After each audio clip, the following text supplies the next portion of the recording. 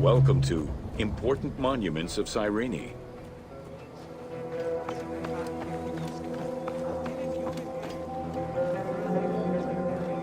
The sanctuary of Apollo sits on a prominent edge of the plateau of Cyrene, overlooking the Mediterranean Sea. It could be accessed either by the road from Apollonia, via the necropolis, or by the Sacred Way, coming from the agora of the city.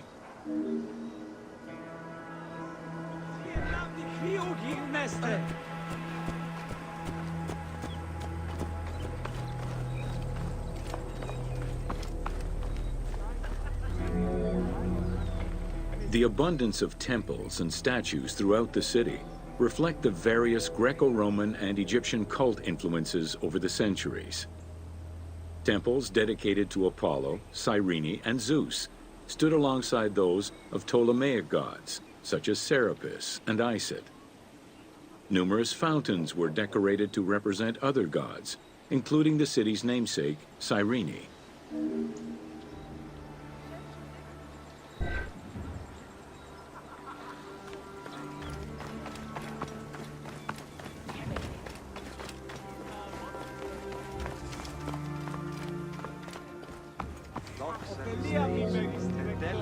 A vestibule known as a propylaeum marked its entrance and highlighted the fountain of Apollo.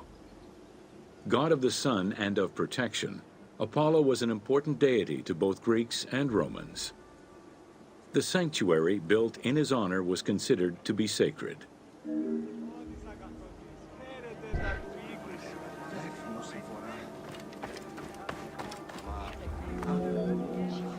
The imposing temple was built on a natural cornice, stretching more than 200 meters in length and roughly 50 meters in width, and was surrounded by a vast Doric colonnade. Sections uncovered by archaeologists indicate restorations to the columns were made between 115 and 116 CE.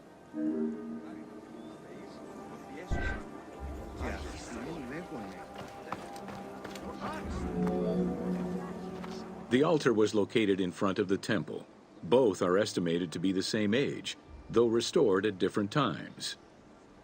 Many bulls were sacrificed each year at the altar in honor of Apollo. The imprint in the stone of the ring used to strap the animals down is visible to this day.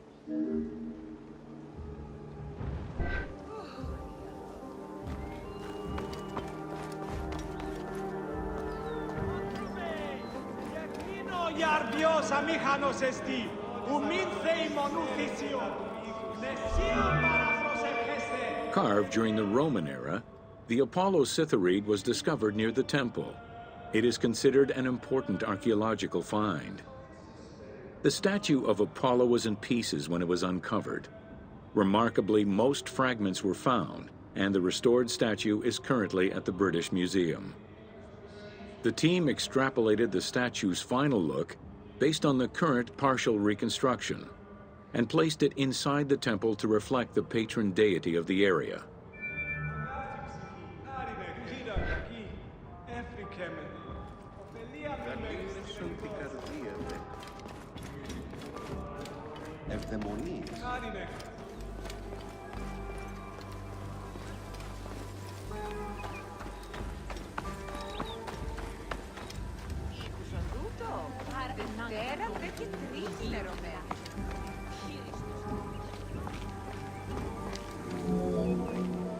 The amphitheater of Cyrene is located on what is known as the Terrace of Myrtosa, next to the sanctuary of Apollo. It was built on top of the old theater in the 2nd century. Originally used as a stage, the theater became an amphitheater once the taste for Roman gladiatorial entertainment reached the city.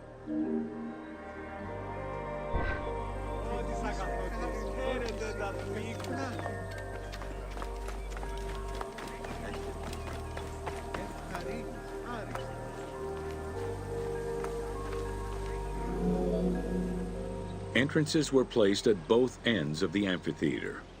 A wall replaced the first 2 rows of bleachers as protection from the array of wild animals in the ring. The tunnel used for the parade of beasts and gladiators circled the arena, unlike the Roman Colosseum's tunnel, which was beneath the amphitheater. The basement and corridors accommodated both the gladiators and the animals, and included lifts that raised the traps into the arena's center.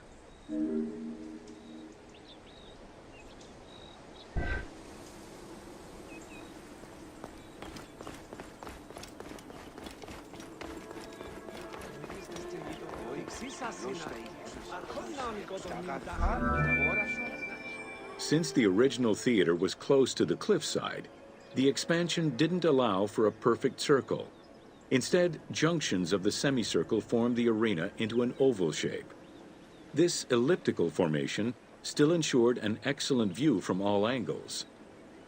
The team decided to create a perfectly round theater for technical reasons, and used the structure of the Roman theater as their reference.